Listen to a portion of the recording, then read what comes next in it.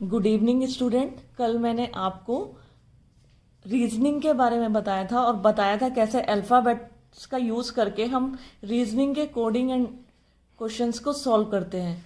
तो आज मैं इसके नेक्स्ट क्वेश्चन, इसमें किस किस तरह के क्वेश्चन आने की प्रोबेबिलिटी होती है वो मैं आपको बताऊंगी। देखिए, सबसे पहले हम पूरी अल्फ़ाबेट कभी मत लिखना। अल्फ़ाबेट किस सीक्वेंस में आते हैं ये आपको लर्न करना पड़ेगा, या फिर मैंने एक शॉर्ट ट्रिक बताई थी आपको, EJOTY। तो E5 पे आता है, J10 पे, O15 पे, T20 पे और Y25 पे। इस ट्रिक से भी आप क्वेश्चन सॉल्व कर सकते हैं। आज मैं आप सभी को वो सब क्वेश्चन के टाइप बताऊंगी जिन जिन क्वेश्चन के टाइप एग्जामिनेशन के आने की संभावना रहती है। कल मैंने आपको एक टाइप बताया था जिसमें हम हर अल्फ़ाबेट के ऊपर उसका नंबर लिखते थे। करना कुछ सीक्वेंस उसी तरीके से है, बस हल्का सा ये जो मेथड है वो चेंज है।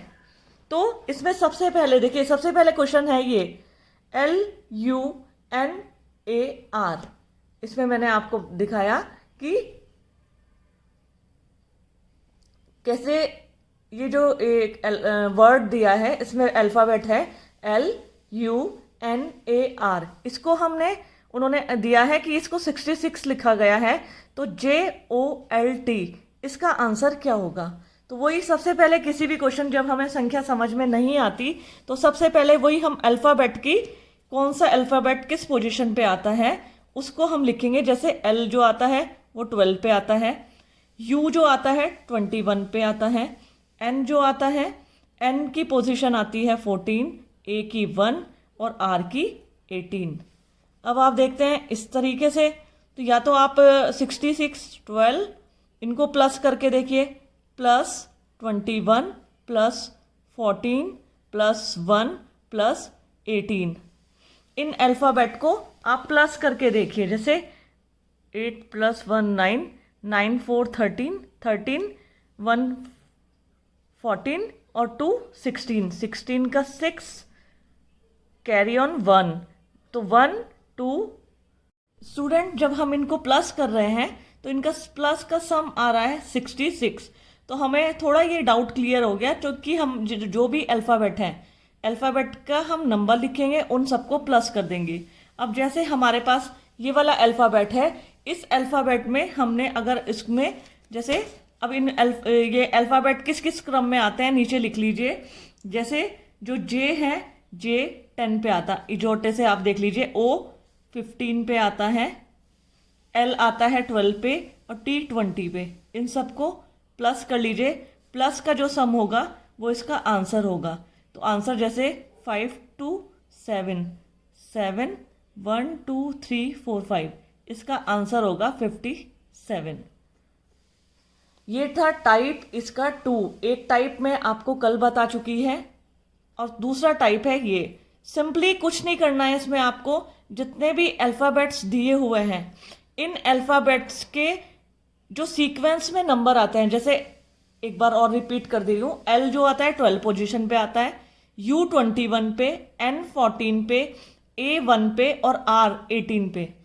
जब भी आप रीजनिंग के क्वेश्चन को सॉल्व करेंगे हमेशा एक बात ध्यान रखना, रीजनिंग का क्वेश्चन सॉल्व करते समय आप बहुत इत्मीनान से कूल माइंड होके करेंगे, क्योंकि इसमें एक भी डिजिट ऊपर नीचे हो गई आपका पूरा आंसर गलत हो जाएगा और आपका क्वेश्चन पूरा रॉन्ग हो जाएगा। रीजनिंग के क्वेश्चन को बड़े ध्यान से करना। देखिए, कई बार एग्जामिनेशन में जो क्वेश्चन पेपर मिलते हैं हम लोग क्या करते हैं, उसे आगे पीछे लिखने के चक्कर में उसमें क्या करते हैं, गलती कर देते हैं। हमेशा जब भी किसी कंपटीशन एग्जाम देने जाएं आप इरेजर एंड पेंसिल साथ लेके जाएं। अगर आपके पास पेंसिल होगी तो वहीं आप उसी क्रम के ऊपर छोटे छोटे शब्दों में इनके अंक लिख दीजिए, वहीं आप जोड़ कर सकते हैं। और यदि क्वेश्चन पेपर में ऐसा लिखा गया है कि आप उसमें मार्क नहीं लगाएंगे तो आप इरेज भी हाथों हाथ कर सकते हैं। तो रीजनिंग सॉल्व करने का ये बेस्ट मेथड है। चलिए अब आते हैं हम नेक्स्ट क्वेश्चन पर। अब हमारे सामने क्वेश्चन है टाइप 3 का। ये था टाइप 2, टाइप 1 मैंने कल बताया था। अब जैसे इसमें एक वर्ड दिया है SHAZI, इसमें अल्फ़ाबेट दिए हुए हैं और उसके आगे कुछ संख्याएं हैं, जैसे 8 1 2 6 9।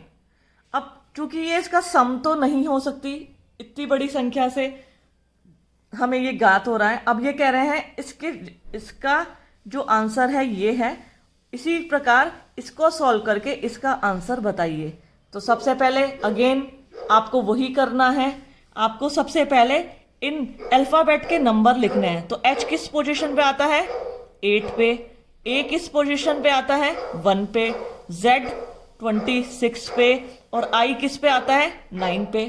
देखिए अल्फाबेट के नंबर लिखते ही आपका आंसर खुद ब खुद सामने आ गया। आपको क्या करना है? सिर्फ इन अल्फाबेट के नंबरों को लिखना है। एग्जामिनर जो है वो ये पूछना चाह रहा था। स्टूडेंट रीजनिंग के क्वेश्चन सॉल्व करते समय सबसे पहले आपके ऊपर डिपेंड करता है कि आप कैचअप कर सकें कि एग्जामिनर पूछना क्या चाह रहा है। कई बार हमारे अल्फाबेट के सामने जब आपको अल्फाबेट का सीक्वेंस याद हो जाएगा, आपको खुद ब खुद आप क्वेश्चन सॉल्व करेंगे। तो जैसे ये वाला मैंने टाइप बताया, तो इसमें आपके सामने अल्फाबेट के नंबर लिखते ही आंसर खुद ब खुद आ गया। अब इसका आंसर क्या होता है, क्या होगा? एस आता है 19 पे, टी 20 पे, आर 18 पे, ए 1 पोजीशन पे, टी 20 पे और ए 1 पोजीशन पे। तो इसका आंसर होगा हमारा 1920181201। ये हमारा इसका आंसर होगा। तो बहुत इजी है। अब आते हैं हम नेक्स्ट टाइप की ओर। नेक्स्ट टाइप में अब आपके सामने देखिए, मैंने बताया ना रीजनिंग सॉल्व करते समय आपका प्रेजेंस ऑफ माइंड ये बहुत इंपॉर्टेंट होता है। क्विक डिसीजन, आपको क्विक डिसीजन लेना है कि क्वेश्चन कैसे सॉल्व हो रहा है। जैसे अब ये देखिए नेक्स्ट टाइप में एक शब्द दिया गया है स्ट्रिक्ट, STRICT, और इसका जो आंसर है वो भी अल्फाबेट में ही है, TSIRTC। लेकिन जब मैं देख रही हूं अल्फाबेट जो है, हर एक अल्फाबेट वही है जो स्टार्टिंग में था। तो यहां आप देख सकते हैं, सबसे पहले आपको रीजनिंग का क्वेश्चन सॉल्व करते देखना है क्या हमारे आंसर में वही सब अल्फाबेट तो नहीं रिपीट हो रहे हैं जो दिए हुए हैं।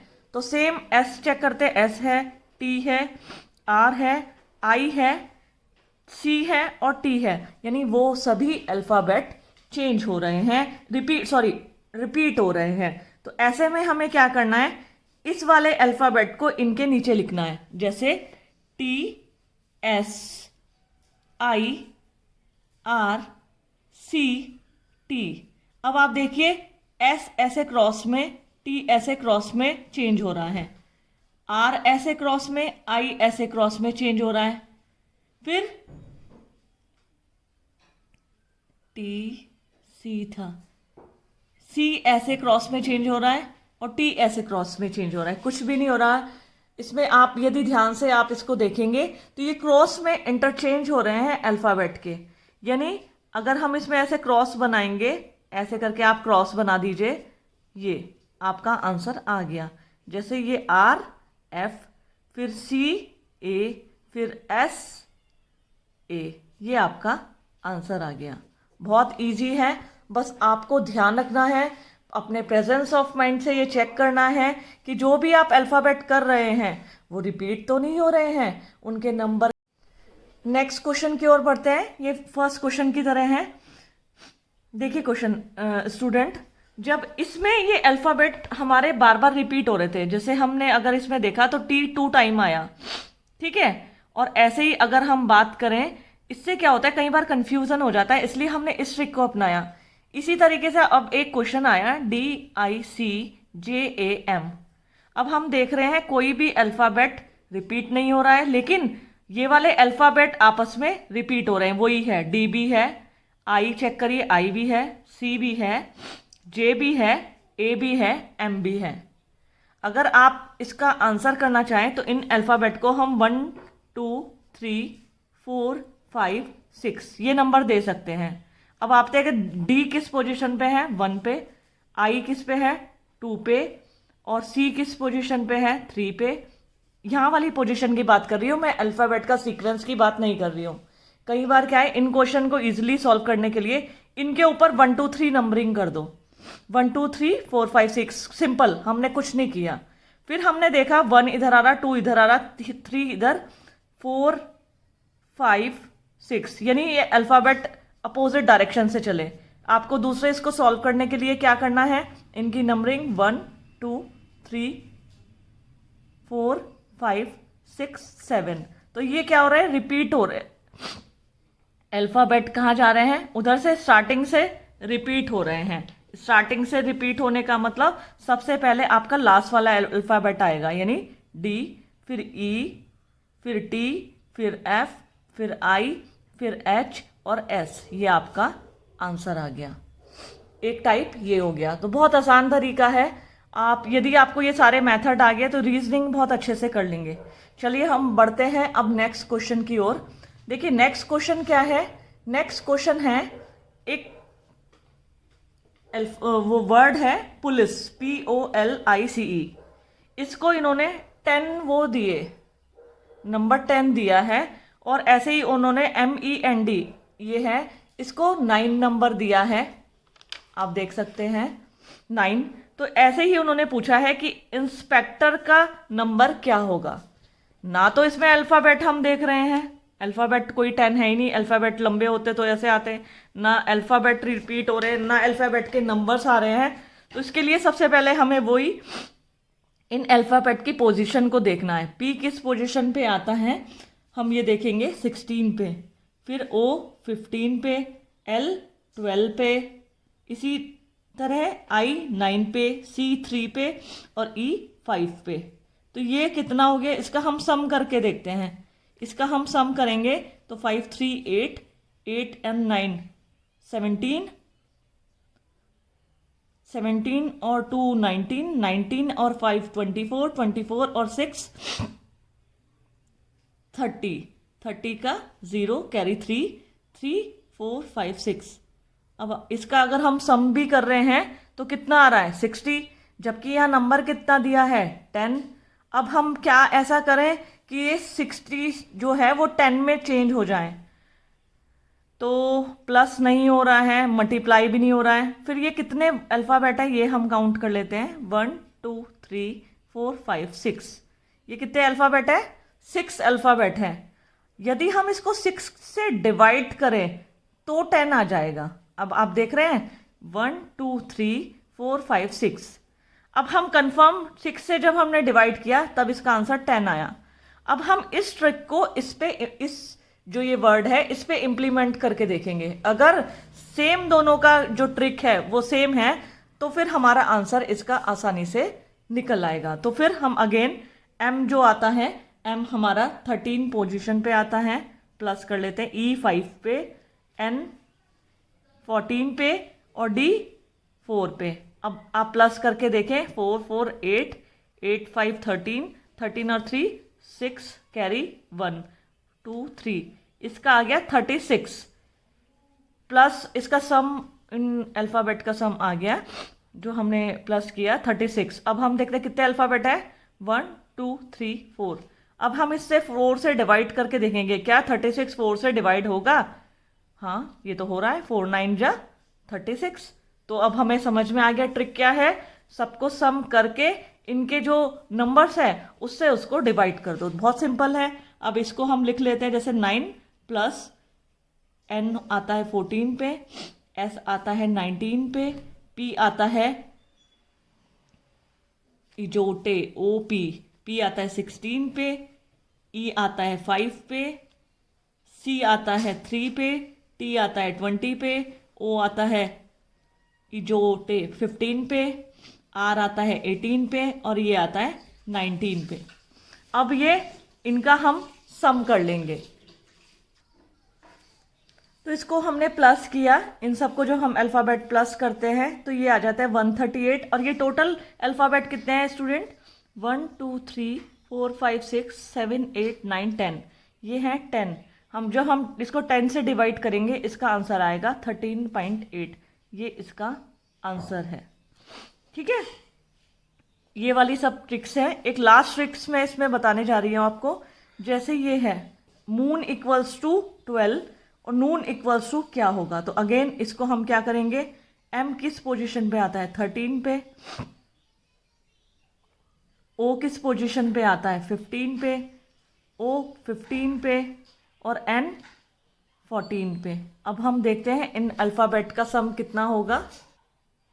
अब इसको जैसे हमने अल्फ़ाबेट के नंबर्स लिखे हैं, इनको प्लस करिए आप लोग।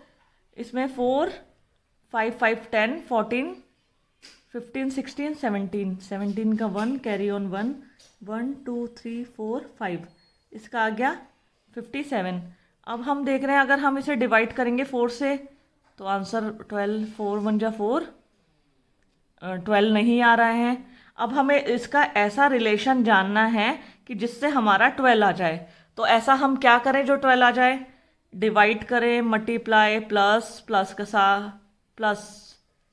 अगर हम 5 प्लस 7 इक्वल्स टू कितना होता है 12, ये आ गया इसका आंसर। इसका आंसर होगा 12। तो इसका मतलब ये टोटल, इसका भी टोटल और टोटल का भी सम करें तो आंसर आ जाएगा। तो फिर हमारे लिए इजी हो गया हमारा ये 14 प्लस 15 प्लस 15 प्लस 14 कितना आ गया 10 14 18 1 2 3 4 5 58। अब 5 प्लस 8 इक्वल टू 13, आंसर होगा 13। तो ये हमारा आंसर आ गया स्टूडेंट। मैंने आपको रीजनिंग में अल्फ़ाबेटिकली जो आते हैं इसकी मोस्टली ट्रिक बता दी है। मैं आपको ग्रुप में क्वेश्चंस भेजूंगी, आप सॉल्व कीजिएगा। Have a nice day, bye bye.